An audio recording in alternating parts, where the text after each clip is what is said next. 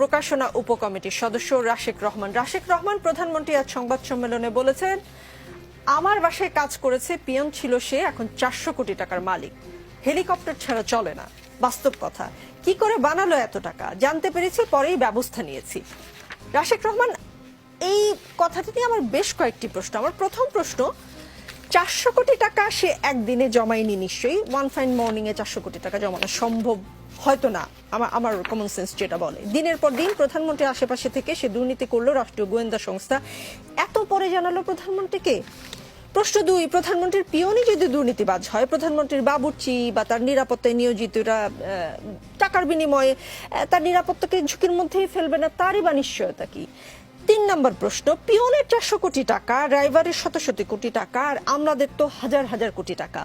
তাহলে পেশা হিসেবে এখন তরুণ যারা আছে বা স্কুলে পড়ছে, তারা পেশা হিসেবে আপনার কি মনে হয়? আগে আমরা দেখতাম যে স্কুলে আমাদেরকে জিজ্ঞেস করলে আমরা বলতাম ডাক্তার, ইঞ্জিনিয়ার, শিক্ষক, বিজ্ঞানী বা আরো লুক্রেটিভ সব পেশার কথা বলতাম। তো এখন আপনার কি মনে হয় যে যারা তরুণ বা যারা ছাত্র, তারা কেউ হয়তো পিয়ন হতে চাইবে, আমি অসম্মান করছি না কোনোভাবেই তাদেরকে, কেউ হয়তো ড্রাইভার হতে চাইবে অথবা বিসিএস ক্যাডার হতে চাইবে, কারণ হাজার কোটি টাকা, শত কোটি টাকার প্রলোভন মানুষ তো আমরা দিন শেষে। প্রশ্ন 4, এই পিয়নের কি সাজা হয়েছে?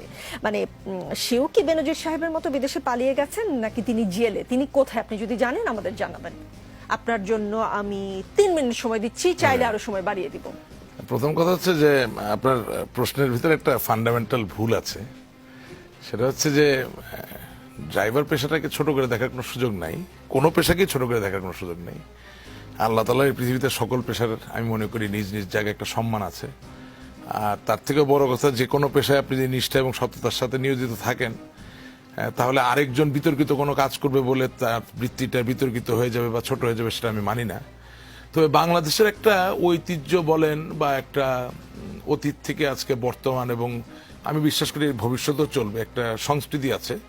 সেটা হচ্ছে এমন যে আপনি যখন বিয়ে করাতে যান, মানে ঠিকঠাক করে বিয়ে করাটা চল মানুষ আছে, তো দেখা গেছে আপনি ডাক্তার না প্রকৌশলী, তার থেকেও বেশি প্রাধান্য পেয়েছে আপনি উপরি কত টাকা কামাই করেন। অর্থাৎ মেয়েকে যে জামাইয়ের হাতে তুলে দিবেন, সে জামাইয়ের অতিরিক্ত অবৈধ আয় আছে কিনা। এখন সেটা প্রকৌশলী কিনা, সেটা চিকিৎসক কিনা, সে কোন ক্ষেত্রে কাজ করছে, সেটা তো যারা বিয়ে দিচ্ছে তারা বিচার করে। আমি যেটা বলতে চাচ্ছি, আমি আপনি যারা বিয়ে দিতে যাচ্ছে তাদেরকে আপনি আসলে ফান্ডামেন্টালি সবাইকে, যত সময় নিয়ে আমার প্রশ্নগুলো করলেন, আমার প্রশ্নের উত্তর ঠিক না দিতে বললে আপনিও বুঝবেন না আমি কি বলতে চাচ্ছি, লোকেও বুঝবে না। এটা তো কোনো কৃতিত্ব নাই। You too let me finish. আমি যেটা বলতে চাচ্ছি, আমি নিজে ভুলে গেলাম, আপনি আমাকে ইন্টারাপ্ট করেন। আমি যেটা বলতে চাচ্ছি কি,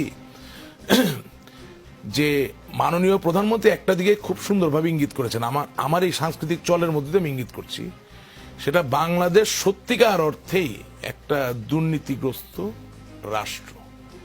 আপনার কথা সঠিক যে 400 কোটি টাকার যে মালিক হয়েছে সে যেমন একদিনে হয় নাই, ঠিক একইভাবে এই যত দুর্নীতির গল্প আপনি আমায় বলছেন সেগুলো একদিনে হয় নাই।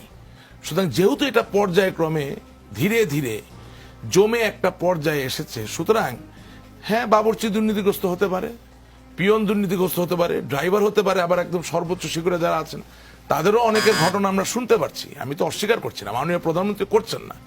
তবে হ্যাঁ, তিনি আর যাই হোক আপনার আমার মতো সাধারণ নন, এটাই আমি বিশ্বাস করি।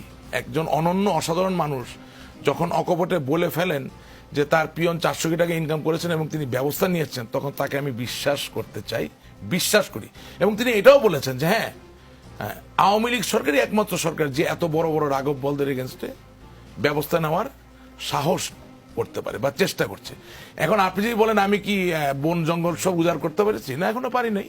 দুর্নীতিগ্রস্ত মানুষ এখনো আছে, কিন্তু আমাদের অভিযান যে শুরু হয়েছে, এটা কিন্তু এই যে আমার বাউল ভাই এখানে আছেন, ওনার বিএনপি দলীয় আরেক নেতা যিনি আমাদের দল একসময় ছিলেন, গোলাম মোল্লা রনি, তিনিও গত কয়েকদিন আগে টেলিভিশনে বলেছেন যে বহু হাজার মানুষের ঘুম কিন্তু হারাম হয়ে গেছে। যেই ঘুমটা আমি হারাম করা শুরু করেছি, আপনারা আমার এখন দোয়া করা উচিত এবং সহযোগিতা করা উচিত যাতে মাননীয় প্রধানমন্ত্রী দুর্নীতিবিরুদ্ধে তার যে অবস্থান সেটা জারি থাকে এবং দেশটা যাতে আরো ভালো। জি, আমি আরেকটু সময় দিচ্ছি। এটা হলো এক। আর 2 নম্বর হচ্ছে অবশ্যই যার বিরুদ্ধে ব্যবস্থা নেওয়া হয়েছে তিনি দেশ ছেড়ে কোথাও পালিয়ে যান নাই। আর আপনি অন্য যাদের কথা বললেন, তিনি কি জেলে, তার নামে মামলা আছে? না, সেটা আমি জানি না, আমাকে জিজ্ঞেস করা হয়নি। আপনি গেল আপনি জিজ্ঞেস করার মতো অবস্থায় থাকতেন না, কারণ একদম সব শেষে। আমি জানি না আমি তো প্রেস কনফারেন্স যাই, সুতরাং আপনি গেলে আপনাকে বুঝবেন দেখেছি। পরিবেশটা জি, আমার সেই তবে সৌভাগ্য হয়নি। তবে মাননীয় প্রধানমন্ত্রী যখন বঙ্গবন্ধু কন্যা যখন বলে আমি ব্যবস্থা নিয়েছি, তখন আর এটা নিয়ে বেশি সন্দেহ করার দরকার নেই। I think what she says she means and she is a very honest person, এটা নিয়ে কোনো প্রশ্ন কথা নেই। আর উনি বেসিক্যালি যে জায়গাটা ইঙ্গিত করেছেন যে আমাদেরকে এখন সময় এসেছে এই যে সংস্কৃতি, এই সংস্কৃতিকে হিট করতে হবে, এবং তিনি বলেছেন যে আমরা বাংলাদেশ থেকে প্রথমে জঙ্গিবাদকে দূর করেছি, এখন পর্যায়ক্রমে আমরা দুর্নীতিকেও দূর করব। এবং তার কথায় আমি যুক্তি খুঁজে পাই, আপনি কখনো একসাথে চারদিকে যুদ্ধ করতে পারবেন না, আপনাকে এক একটা দিক পরিষ্কার করে আসতে হবে। এবং দুর্নীতির যে জায়গাটা এখন ইনশাআল্লাহ আমি বিশ্বাস করি আওয়ামী লীগ সরকার, বঙ্গবন্ধু কন্যা জননেত্রী শেখ হাসিনার সরকার অনেক দূর সফল হবেন। হ্যাঁ, তবে হ্যাঁ, কোরআনে যদি বিশ্বাস করেন, বাইবেলে যদি বিশ্বাস করেন, গীতায় যদি বিশ্বাস করেন, বেদে যদি বিশ্বাস করেন, ইবলিশ শয়তানে যদি বিশ্বাস করেন, তাহলে আপনি জিহাদ করবেন, আপনি অন্যায়ের বিরুদ্ধে যুদ্ধ করবেন, অন্যায় কমিয়ে আনবেন, দুর্নীতি কমাবেন, কিন্তু সম্পূর্ণভাবে শূন্য হয়তো আপনি করতে। আমি আমার প্রথম প্রশ্ন উত্তর পাইনি, এখনো 40 সেকেন্ড বাকি। ভুলে গেছি প্রথম প্রশ্ন কি জি, বলেন? প্রথম প্রশ্নটা ছিল 4টি প্রশ্নের মধ্যে প্রধানমন্ত্রী আশেপাশে থেকে সে যে দিনের পর দিন দুর্নীতি করলো রাষ্ট্র গোয়েন্দা সংস্থা, এত পরে প্রধানমন্ত্রীকে জানালো। আচ্ছা, কেন না শুনেন, 1975 সালের 15 আগস্টে বঙ্গবন্ধুকে যারা হত্যা করেছেন তারা তো বঙ্গবন্ধুর আশেপাশেই ছিলেন। এমনকি মেজর জেনারেল জিয়াউর রহমানও তো সেই যুদ্ধের সাথে জড়িত ছিলেন, যেটা অ্যান্থনি মাসকারেনাসের যে ইন্টারভিউ কর্নেল ফারুক মোহাম্মদ সেখানে চলে এসেছে।